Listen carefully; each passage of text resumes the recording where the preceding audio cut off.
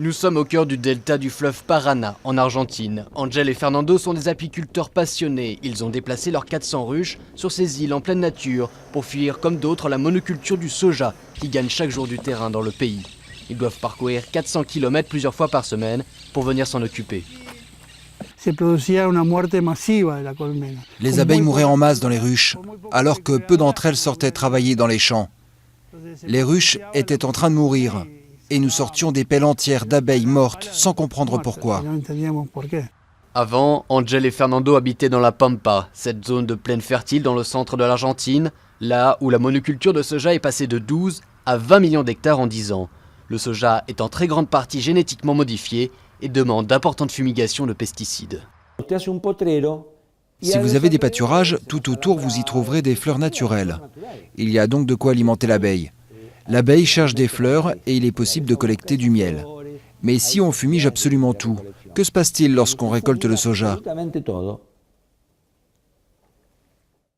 Il reste une terre pelée où il n'y a plus rien. Rien.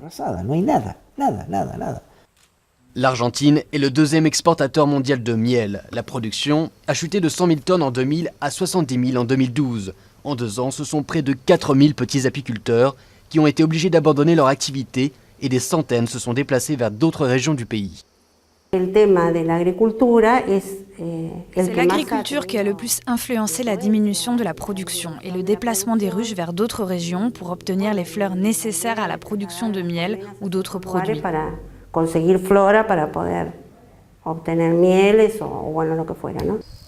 Angel et Fernando ont trouvé une flore abondante dans le delta du Paraná.